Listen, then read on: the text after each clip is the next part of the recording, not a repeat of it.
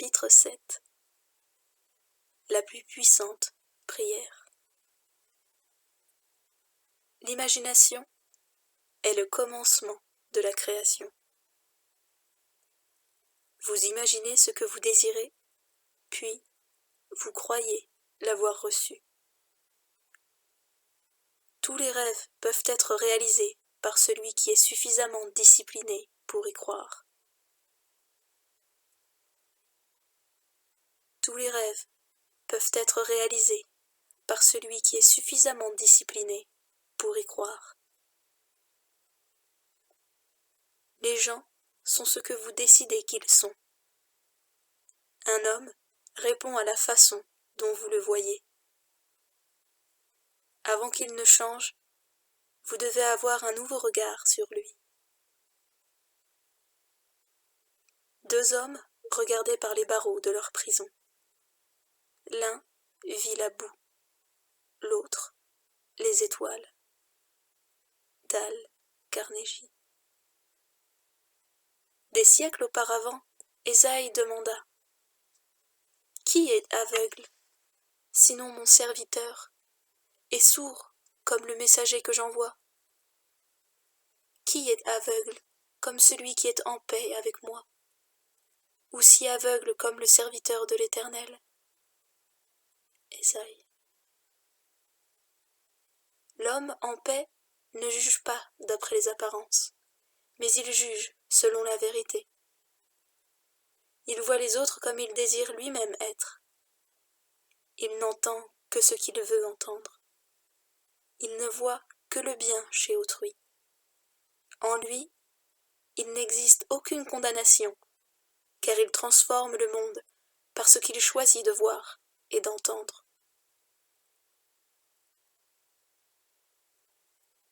L'homme en paix ne juge pas d'après les apparences, mais il juge selon la vérité. Il voit les autres comme il désire lui-même être. Il n'entend que ce qu'il veut entendre. Il ne voit que le bien chez autrui. En lui, il n'existe aucune condamnation, car il transforme le monde par ce qu'il choisit de voir et d'entendre.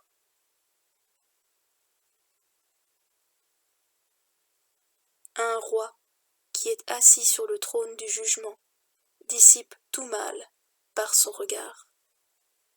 Proverbe.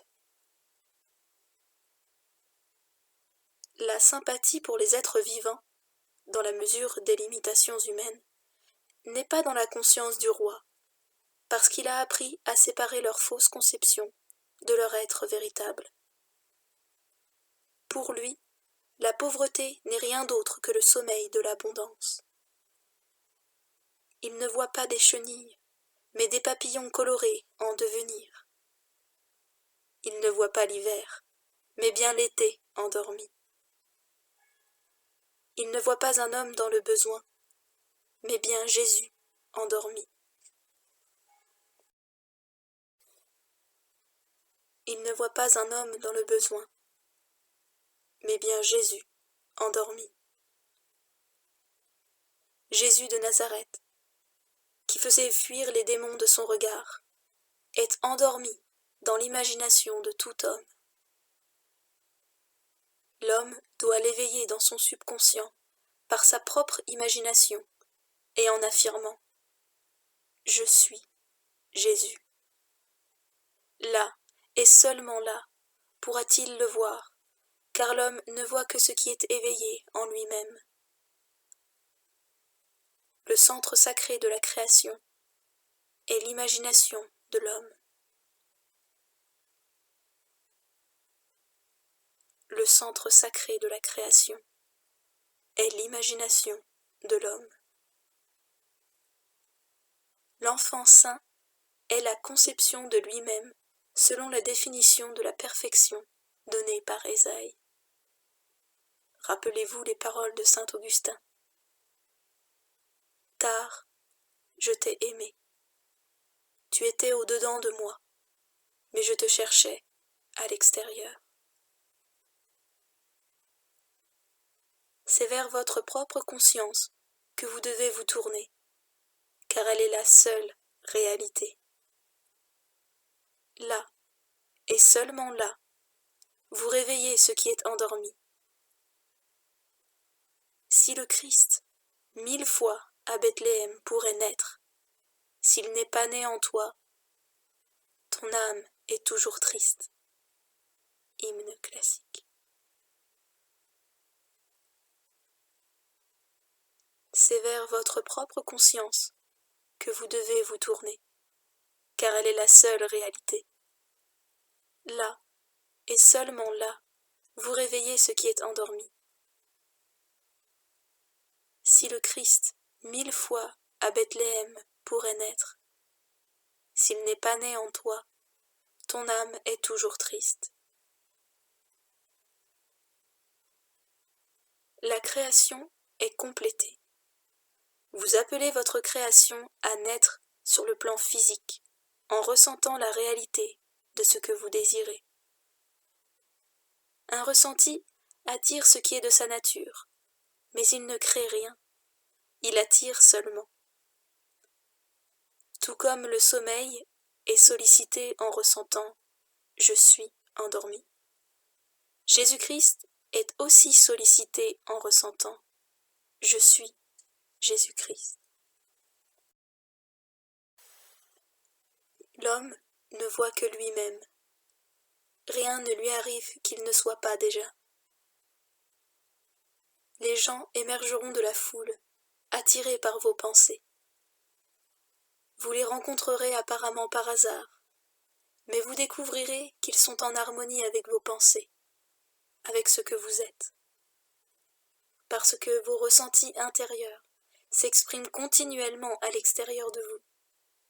Vous pouvez prévoir, selon ce que vous ressentez, les situations et les personnes que vous allez sous peu rencontrer. Attirez les situations et les gens parfaits en vivant avec le sentiment « je suis Christ ». Car Christ est le concept de soi à travers lequel peuvent être révélées les réalités de l'éternité.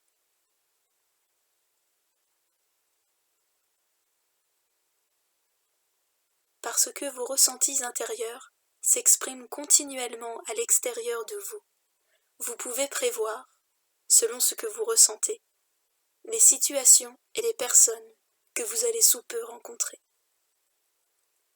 Attirez les situations et les gens parfaits en vivant avec le sentiment « je suis Christ ». Car Christ est le concept de soi à travers lequel peuvent être révélées les réalités de l'éternité.